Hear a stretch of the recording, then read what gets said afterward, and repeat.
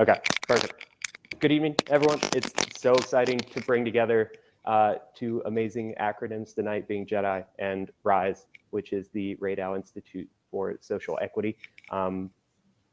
These two concepts and ideals are just beautifully made to work together, and the presenters tonight, the theme of the evening seems to be a little inclusion, is kind of leading the way on top of the other three. And I think all five of the proposals that'll be discussed tonight have an incredible aspect of inclusion in there for the broader community. So if we could go ahead, I'm going to introduce you guys one at a time.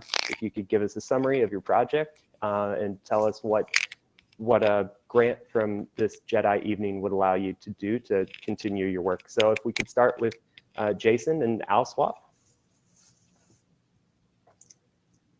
Sure. Good evening, everybody. It's great to be here. So I represent OwlSwap. I teach geography at Kennesaw State University. OwlSwap is really a student-led initiative that advances sustainable and ethical fashion. It's something that came out of a geography of clothing class that I taught, and it connects research projects that brings the voices of Bangladeshi garment workers to our campus, while hosting regular events on campus, the most notable of which is regular clothing swaps. They're called OwlSwaps, which give students in the entire KSU community alternatives to fast consumption. And at the same time, OwlSwap is partnered with the LGBTQ community on campus, as well as with an organization called KSU Care to make clothing available to students in need. Wonderful. Dr. Kalkin is here somewhere. I just can't find her. But while we're doing that, Vanessa, could you go ahead and tell us about Food Forest? Absolutely. What you'd be able to do with the funds, and tell us about the communities that you've identified that have this food insecurity, but also have the want and drive to start these food forests and gardens. Sure. So I'm Vanessa SlingerFriedman. I'm a professor of geography at Kennesaw State University and one of the co-founders of the KSU Food Forest. And the mission of the Food Forest is to model and help build sustainable agricultural systems that attempt to address social equity issues and related health issues in low-income communities in our region, and at the same time mitigate climate change. So, so we're talking about communities in southern part of Atlanta that have really been systemically marginalized over time. They are, according to defined by the USDA as food deserts. And so the KSU Food Forest, our initiative involves supporting the training youth from these low-income communities to get training in sustainable agriculture so that they themselves can then plant food forests in their own communities. And so addressing the food desert issue, the food need, but also building skills within this community that has traditionally been marginalized and lacking in economic opportunities. And at the same time addressing environmental degradation in these areas. Wonderful. Anna, if you're somewhere in this room, if you could send a chat just somewhere in here, I'll try and figure that out as I go. But Sarah, if you could tell us about Ascend. I know you're around 400 students per year, and I know they do all things together, go to class, work, live. So if you could just tell me about the community that opportunity inspires amongst them. Sure. So I'm Dr. Sarah Young. I'm an associate professor of public administration and the director of research for KSU Care Services, which Jason mentioned a moment ago, I think. And part of the CARES model uses a single point of contact model to have case management manage all of the different services under CARES, which includes everything from our campus food pantry to public benefits assistance, emergency financial assistance, housing assistance and the Ascend model. And so the Ascend model is a model that we built at CARES that's specifically built around students who have experienced foster care or homelessness. And essentially it is a live-learn village for these students. And they, as you said, go to school together, they form a community together because they are provided a subsidized housing, and so they live together in one of our 2 Ascend houses that has 12 boys and 12 girls in those 2 houses, and those houses are built like family homes, and they're open 365 days a year because oftentimes these students don't have anywhere to go when the typical dorms close over school breaks. And so in addition to the houses, they're provided professional development services, as well as academic development services, cultural enrichment opportunities, like they even get to go to Disney World on a completely sponsored trip for spring break.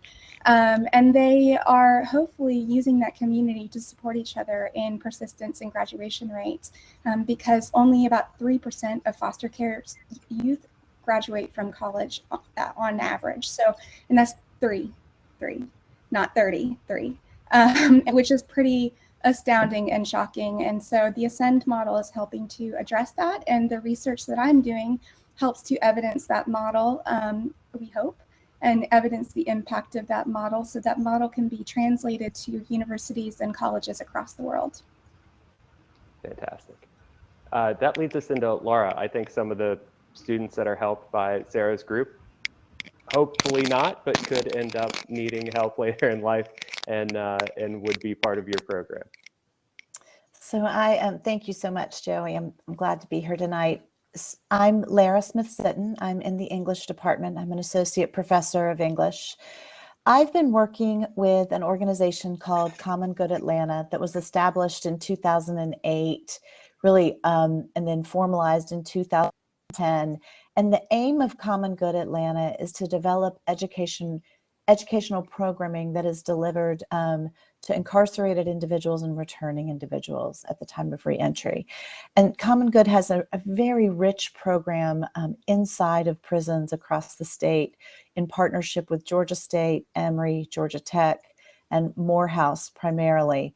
However, the Kennesaw is going to join with Common Good Atlanta to codify and develop the returning citizen education program and the education program for those in detention centers. So using the model called the Clementi course, which is a 5-course humanities cycle that's taught over the course of a year, students have an opportunity to earn course credit if they would like, and use that course credit to matriculate to colleges if they so choose. But what's really interesting about this program is that it gives us an opportunity to bring more faculty and students into community with returning citizens. And when I think about being in the class Tuesday night, we started teaching this semester. What we saw were students, our Kennesaw students from across the disciplines, coming alongside of returning citizens, sharing their writing, collaborating on feedback, finding shared experiences and shared community.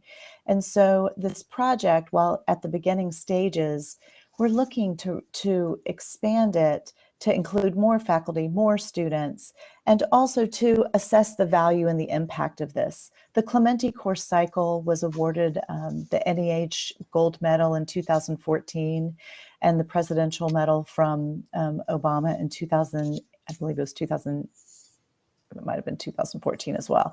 But the program is very established and is a real opportunity for Kennesaw to have an incredible impact that's long lasting with our students and faculty and the community in which they serve. So thank you for letting me share a little bit about that. Of course. Thank you, Lara. I just talked to Russell, who is our innovation host and put this all together for us. He's running some tech support behind the scenes. We will have Dr. Kalkin in momentarily to speak, but until we get there, Jason, just with your program, and it's I think a pretty known fact that fast fashion is horrible on the environment. How many of these OwlSwaps would you like to see? What is the 5-year look at the program for you? Well, I mean, first of all, I mean, before COVID, we were having 3 or 4 swaps a semester. We had 3 scheduled per semester, but then other student organizations would come and say, "Hey, can you do one for us?" And by the end, running up to COVID, we were having 300 or 400 student participants at each swap, and literally swapping thousands of garments. And I think that OwlSwap at that point was far and away the most visible sustainability student organization on campus. OwlSwap was also featured in a book called The Conscious Closet, The Revolutionary Guide to Looking Good While Doing Good by best-selling author Elizabeth Klein, who's one of the leading advocates of sustainable fashion. And OwlSwap was called a model of campus activism around this issue. And so I think that, while what we would do with the JEDI funds, I mean, our immediate need is to build out the campus closet, which will allow us to really expand services to students in need on our campus. I really see over the next 5 years kind of taking this model, particularly in the State University of Georgia system, going to schools like Georgia State and Emory. I mean, there have already been dialogue and conversations between OwlSwap and sustainable fashion, groups on other campuses. But I think OwlSwap has just done a phenomenal job of very quickly having a large-scale impact on the campus and really kind of creating an alternative economy of clothing distribution. I mean, it's not a small-scale effort. Students who are interested in a real alternative, and students who are addicted to fashion. I want 10 new garments a month. You can do that, but you can do it for free while swapping and while learning about how your wardrobe connects you to people and places around the world. So I think we've got the short-term goals that will be funded with these much appreciated funds from this evening, but a little bit more medium term is absolutely to see this spread across other campuses. Fantastic. I'm going to jump to Sarah. The theme of the night is justice, equity, diversity. And I think the Ascend program brings all of those things together. Can you talk a little bit about how I would imagine this kind of naturally, this inclusion is a wonderful part of the students' lives and some of the things that you've noticed with the students themselves in the program? Sure. So the students, a lot of them come from backgrounds that have experienced extreme levels of trauma. And so some of the things that I've learned from the students are things that are just unthinkable challenges is the only word that really comes to mind to talk about some of the things that they've experienced. And so the Ascend house and the Ascend model is the first time that they've ever really had a good sense of community that supports their journey through college. And so we know from other research that persistence among college students is exponentially increased when they have a sense of community within the university. And so that's one part of what Ascend gives them, which is gives them that inclusion, which speaks to the true Judaism principles of inclusivity. But then on addition to that, they're provided with some of the supports that students who have experienced foster care and homelessness that don't have the kinds of parents that you and I had or to teach us these kind of life lessons. That's what a lot of what CARES does. So we have healthy meal planning as one of their professional development workshops. And so it provides them with a lot of the life skills that you don't think about are really critical and necessary for these students to be successful in college. And that's where we think a holistic college experience comes in. And so we are hoping to be able to evidence this model because there are no evidence-based models for campus support programs at universities. And so we will be the first ever evidence-based model for campus support programming. And that will then be translatable to universities across the world to be able to not have to recreate the wheel, in that they can have essentially we've actually called it a roadmap on how to implement campus support programs. Incredible. Vanessa, I have a question. So we read about inflation in the newspaper every single day. I myself just went out to the grocery store the other day and I bought grapes and was staggered to see that I had spent $8 on grapes when your traditional insecure family couldn't possibly dedicate that much money to a single item. Can you talk about from putting the plants in the ground to being able to bring groceries to the community, kind of what that timeline looks like? Sure. Thanks, Joey. So these are perennial agroforestry or agricultural systems in that it's not the annual crops that you plant year after year. You're having to put into the ground every year. These systems take a little bit longer to get established. Some trees aren't fully bearing until they're 4 to 7 years old.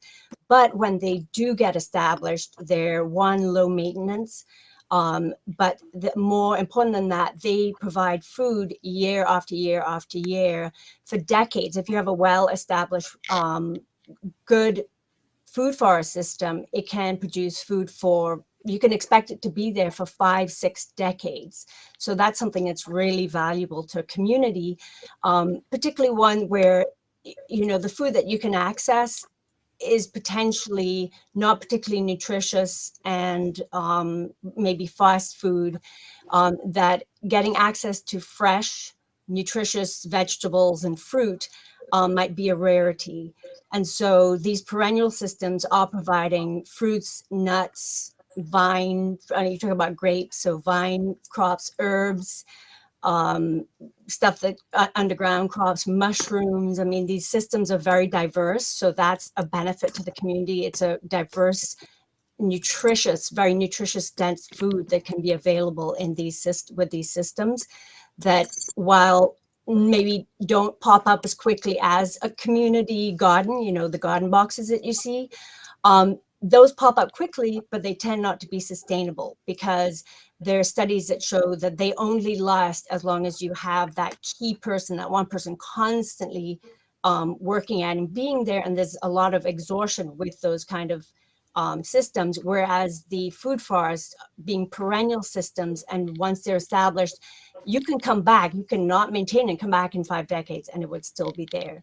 So you can imagine that is a resource for a community that's a food desert community with low access to fresh and healthful fruits and nuts and foods like that. It's a real benefit to having a community like that. Incredible. I love the concept of the perennial plants that, will continue to produce instead of the more typical community garden. And so I kind of add one other point that I think is really germane to the communities in South Atlanta is that these systems can be planted in fairly small spaces. You're talking about 1/8 to 1/3 of an acre, which is a fairly small piece of land. And that's typically what you would find in communities available to grow in communities. So they're very productive even within a small space. Wonderful. Thank you. Dr. Katie Kalkin, thank you for making it into our panel. I don't mean to digress. We've gotten going here, but I would love for you to go ahead and do your introduction. It really gives us a full, well-rounded picture of what RISE and KSU has in store for us. And actually, I think it works really well I'll turn my, can you hear me now? Gotcha. I think it works really well for me to go last, actually, because I'm so moved by these wonderful faculty. So good evening. I'm Katie Kalkin, and I'm the incoming dean, 27 days in, of the Radow College for Humanities and Social Sciences at Kennesaw State University. And I'm so pleased to introduce everyone to the Radow Institute for Social Equity and to recognize and congratulate my great colleagues from KSU on these amazing projects. I am so excited to be part of this college. First, I want to talk a little bit about the Radow Institute for Social Equity, RISE. It's generously funded by a $1 million endowment from Lindy and Norman Radow, which is part of a much larger endowment that has been named that has created a name college for us and continues to allow us to do some amazing things. Drawing on KSU's commitment to community engagement and existing faculty expertise, RISE is going to support research activities that expand opportunities for equity across diverse populations and foster community engagement dialogue around issues of race, diversity, equity, and social justice. As a result of this wonderful gift, the university conducted a national search that resulted in the hiring of a renowned scholar, Dr. Rosalind Satchel, who I believe might be on this evening. She would be serving as the lead researcher for RISE. She holds a JD in Media and Public Affairs from Louisiana State, a JD and Masters of Divinity from Emory, and a BA in Communications. And I'm sorry, that was her PhD. Her work focuses on media ethics and related issues of equity, access, and dignity for historically underserved and marginalized groups. KSU also has hired on Jesse Benjamin, who's currently in sociology and conflict management, and he will serve as a RISE scholar, doing work to assist Dr. Satchel. Last fall, our faculty in the college participated in focus groups, and that was designed to help look at and explore and foster transdisciplinary research around issues of political, social, and economic equity. Our faculty participants noted that understanding issues of social equity is crucial to the success of our democracy, and they explored ways in which to collaborate with RISE. The faculty presenting tonight and that have produced these videos all relate and intersect with RISE, but also with the values from JEDI. And this is just the beginning of this college's work and RISE. This spring, Dr. Satchel and Benjamin will build out a strategic plan for RISE in collaboration with our faculty and plan community programming. They'll also seek funding to expand on our work. The goal is to make the Kennesaw State University a leading metropolitan university that is committed to research, teaching, service, community engagement that is dedicated to justice, equity, diversity, and inclusion. I'm so excited to be the new dean of this college, I can't tell you, and I appreciate the opportunity to introduce and to talk about these wonderful faculties in our college. Thank you, Dr. Katie. The namesake to RISE and the Norman J. Radow School of Humanities and Social Studies is a man named Norman Radow, who regularly complements his humanities degree in his empathy and overall well-rounded look at the world. Lara, could you dive into, they get to speak from, or they get to choose from several humanities classes. Can you talk a little bit about the courses that are offered and how that helps the reintegration back into the community? Sure. So the Clementi course itself cycles through critical thinking and writing, philosophy, history, art history, and literature. But at the same time, as we implement the Clementi course with faculty, like I said, from across the disciplines, we also are doing community writing projects in between that. So individuals who might not be fully engaged in the Clementi course or who may complete the Clementi course can come back and do workshops in specific areas, specific topics within the humanities, such as poetry writing workshops, creative writing workshops, and we hope to involve other humanities programming as well.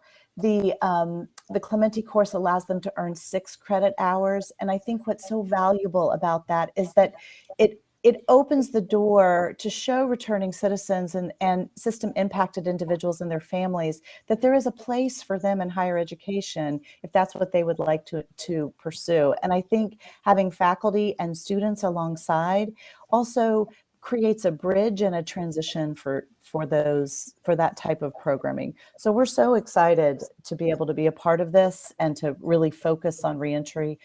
I also want to say too, one of the things that's unique about our approach at Kennesaw is that we are trying to do both a face-to-face version and a synchronous online version so that we can serve individuals that are re-entering from across the state. So this term, we have re-entering individuals that were incarcerated in northern Georgia, but they're actually in Savannah or they're in other areas. And it also allows us to deliver these courses in ways that align with the needs of the individuals that have jobs and are in detention centers and have other responsibilities too. So we're really, really excited to look at ways to teach the humanities in these spaces. So Wonderful. Excited. Thank you. I have gotten the old hook off the stage, but I do need to mention Anna's program of the Women Screenwriters in Film catalog that she will be creating. She was unable to present tonight due to the technical issues, but the Jewish influence on Hollywood has been a major part of the film and entertainment industry for a long time. Her catalog will allow female screenwriters and those who were a part of Hollywood to be cataloged and then used for research study. I'm assuming parts of what do you call them? Museums, specialty, things like that. So her project will focus on women in screenwriting throughout history. It is now 8:40. I want to thank you all so much for being a part of RISE and being here tonight to present. And I wish you all the best of luck as we continue through the rest of the evening. Thanks, Joey. Thanks so much for this opportunity on behalf of everyone here. I'm sure they feel the same. Yes, thank you so much. Appreciate all who came We'll to see hear you all too. back in the main session here. Sounds great. Thank you, everyone.